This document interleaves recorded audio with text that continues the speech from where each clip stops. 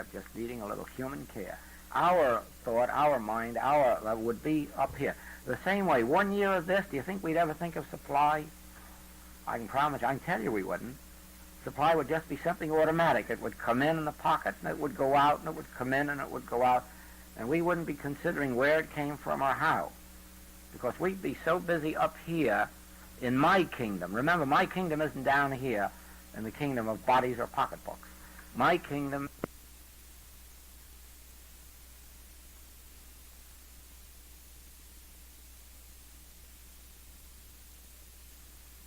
all these things of the body and pocketbook, they're added. They're added without our taking thought. So our thought would never come down to that level. Now just imagine, that's our goal. Our goal is to gradually rise or suddenly rise so in consciousness that we don't think of smoking or drinking or swearing, we don't think of lack or limitation, and we don't think of sin or sickness. Our consciousness is completely here on our truth. And at first glance you might think that that would be living on cloud 8.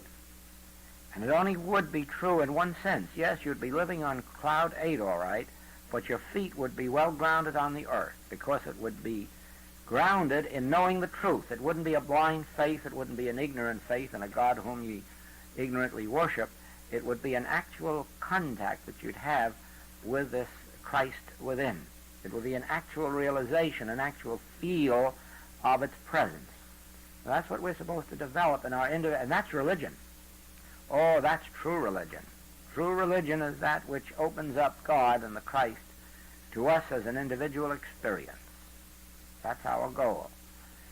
It does one more thing for us. As it lifts us from state of consciousness to another, it prepares us for greater and greater illumination. In other words, graduating from grammar school is a preparation for understanding what is given to us in high school. But graduating from high school is a preparation for understanding what is given in college. Getting the BA degree is nothing more or less than a preparation for understanding what's going to be presented during the master's degree study and so forth. Same with this. Every step higher that we take in consciousness is a preparation for what's going to be presented to us from a still higher level of consciousness. No question about that. You read metaphysical notes and then read the Master Speaks and see what happened in between. You find that metaphysical notes was a preparation for consciousness unfolding, and consciousness unfolding was a preparation for God the substance of all form. God the substance of all form graduated us into the Master Speaks. You'll find that if you just read them through, you'll see exactly that that's what happened. Well, it is in the same way that if we keep our attitude anywhere near the level of where we are today, 6 months from now, a year from now, we get together. It wouldn't surprise me a bit if we find ourselves walking on those golden streets and hearing harps. Because this would be a preparation for our next time. This isn't the limit, you know that. This is only the beginning. This is what Al Jolson told us. You haven't heard anything yet. This isn't anything. This is merely a light beginning. I would like to do here what I did in Hollywood. 60 consecutive weeks, 5 nights a week. We had fun. We really did. But out of it came that book, Spiritual Interpretation of Scripture. And that book, I think within 2 or 3 months after it was published, was accepted by the Franklin Society as the great book on Scripture.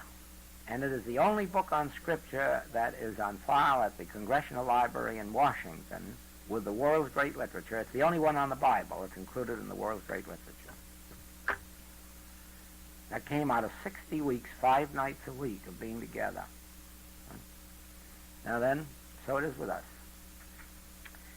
If we could be together like this, if you could be together like this, a few months, there'd be miracles all over this town. The newspapers would be coming around to see what happened. Couldn't help it. Out of a consciousness like this, nothing but miracles could happen. You wouldn't be responsible for them, neither would I. the consciousness itself would translate everything that it touched. Everything that it touched. And that's our goal. Our goal is so to live that we're always in tune with the infinite, and it is flowing through us and performing its mighty works. We are only the transparencies through which it appears, but we fit ourselves to be transparencies through lifting our consciousness up to the heights. After all, the power and the glory and dominion belong to God. We are the transparencies through which it appears. I don't know what I can add to this. It's been a wonderful class. I'm grateful to every one of you. I'm 7 times grateful to Mrs. Clow. She's given us this opportunity of being together. She prepared the way with these years of selling these books, talking about them, believing in them. And so, Mrs. Clow, to you, heartfelt thanks. And anything more we can do, anytime you sing out, we'll play the tune. Well, it looks like some kind of karma is arranging that, since this tape business is getting organized here, and so much of the secretarial work is being done here. It looks like I'll have to be here quite a bit.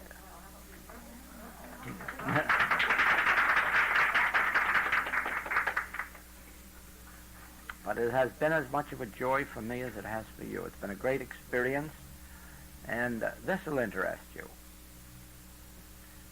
When I was in Vancouver